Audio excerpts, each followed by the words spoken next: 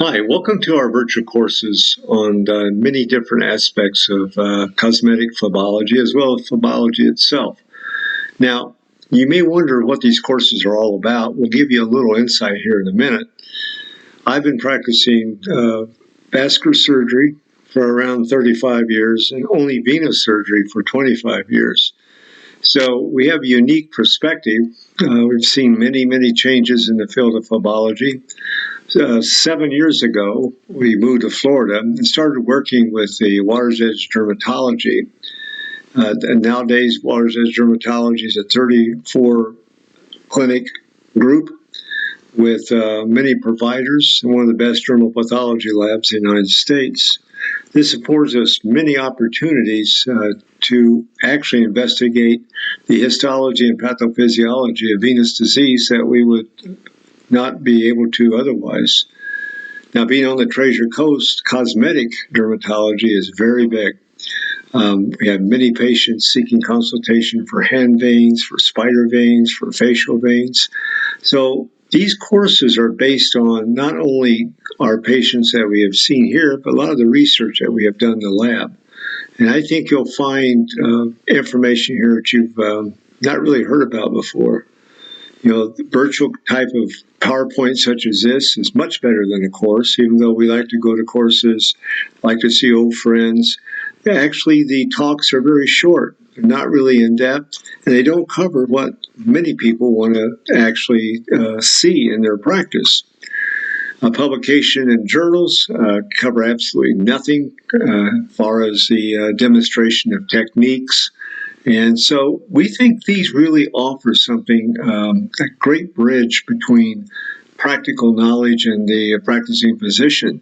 So we're going to go through just a little bit of the topics we'll be covering. These are not limited to these topics, but they are just an insight to some of the topics we will cover. Prominent hand veins are a common complaint in many patients, men and women. These unsightly veins are a cause for cosmetic referrals to the office, and many patients come with these large veins that they're really embarrassed to show their hands.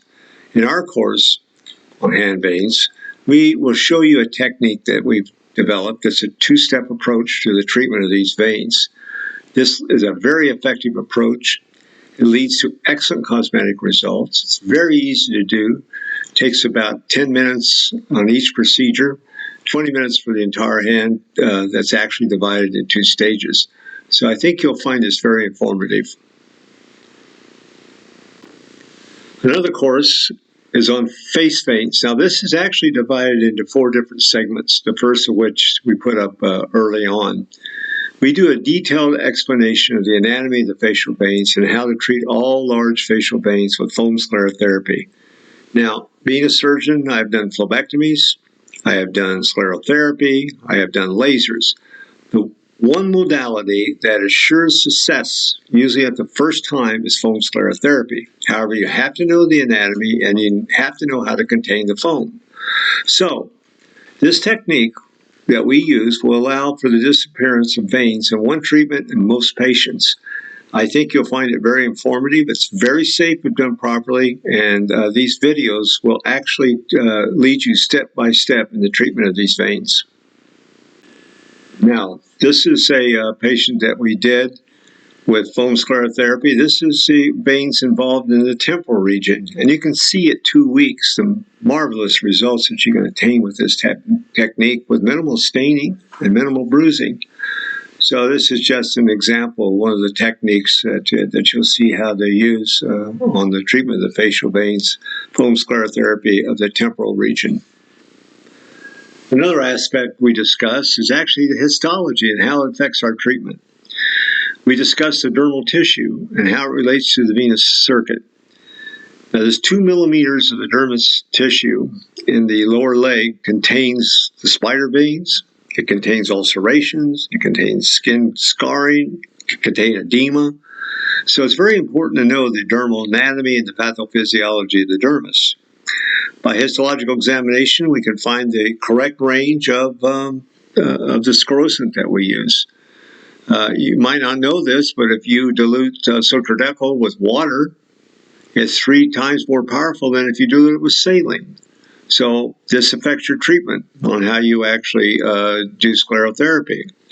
What's the best concentration of polydolcanol? Well, it depends on how it's used. So these are some of the topics we discuss. We also have histology that proves what we're talking about, which is unusual, and that this is scientifically based. A lot of the work that we do, a lot of this is original work.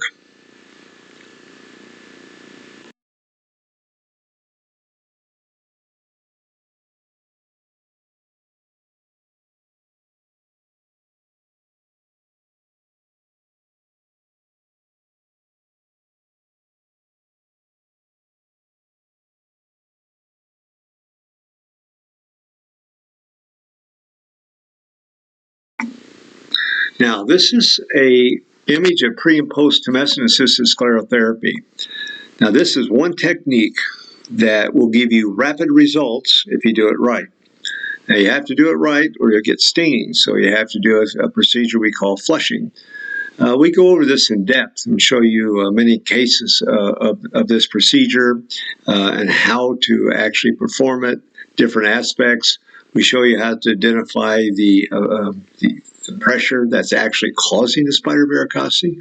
All spider varicosities are associated with a dermal perforator. And so we go over that. Where does the dermal perforator come from? So I think you're going to find it very unique.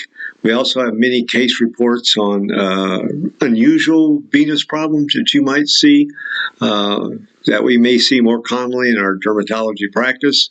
But we think we'll enjoy the courses. We enjoy putting them together and passing this knowledge on to you. And you're welcome to contact us anytime by email or by phone, or if you have an urgent condition, we'd be glad to talk to you about it. Anyway, we hope you enjoy this and look forward to seeing about 60 of them they're going to be putting on here in the next year.